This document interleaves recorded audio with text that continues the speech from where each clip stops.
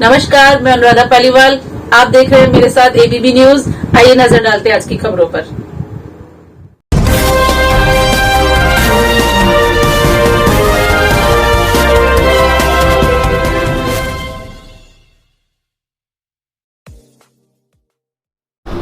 आज इन्हें भारत जोड़ो की याद आ रही है।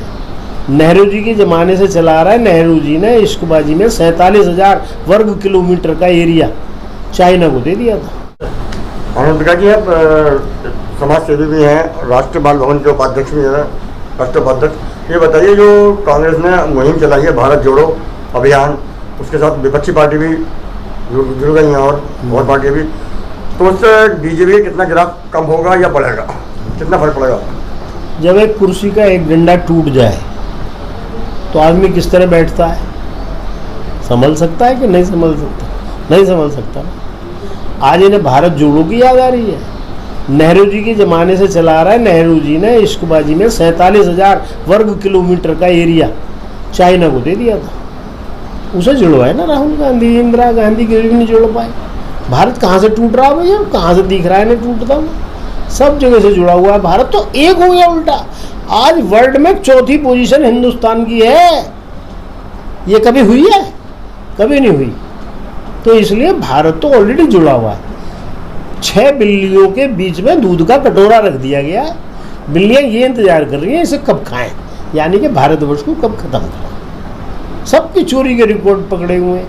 अब बेचारे सीधे साधे नीतीश कुमार जी प्रधानमंत्री की आस में करने के लिए वो भी अपना निकल पड़े हैं इस मुहिम में। लेकिन हैदराबाद के जो है ये चीफ मिनिस्टर, क्या नाम है उनका, वो उस समय बैठे थे मंच पे। 10 बार उनसे कहा प्लीज़ बैठिए, प्लीज़ बैठिए, वो चले गए नाराज होके। तो ये एक का हो रहे हैं। ये तो बिल्ली बाट वाली कहानी हो रही है। आपस में टांग खिंचाई हो रही है, कपड़े फटाई होनी बाकी है। वो किसी दिन मंच पे हो जाएगी। दूसरा मेरा एक सवाल हो रहा है अनंतिका जी, जो ये केजरीवाल जी ने पूछ कर रहे हैं गुजरात में, कितने सफल हो पाएंगे सरकार में मिल रही है? मुझे कहने की इसमें जरूरत नहीं है। क्यों?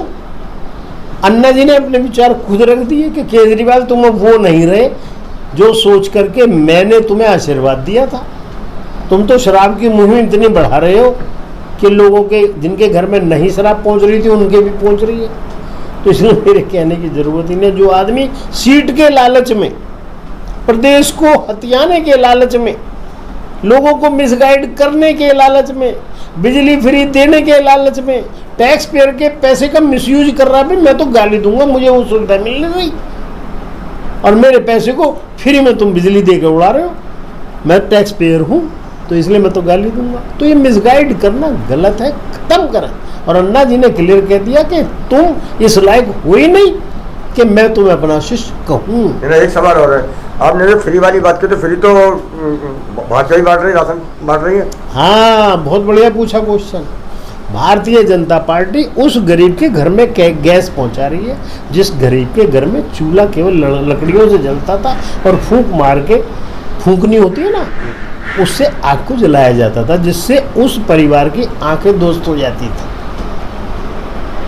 ज्वाला क्या जो वो चला है मोदी जी का उज्ज्वला स्कीम जो चली है, वो गरीबों को गैस बांटने के लिए फ्री चली है। और उन्होंने बांटी। क्यों बांटी?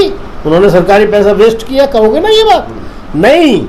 जिन लोगों के पास, पैसे वालों के पास, इनकम टैक्स पेयर के पास 10-10 कनेक्शन थे, उनसे वो 10 कनेक्शन उनकी राजी से वापस लिए, उन्होंने सरेंडर किए। गैस पाइपलाइन में उसी गैस को यूज कर रहा है और उसको गैस का बिल देने में कोई एतराज़ नहीं हो रहा।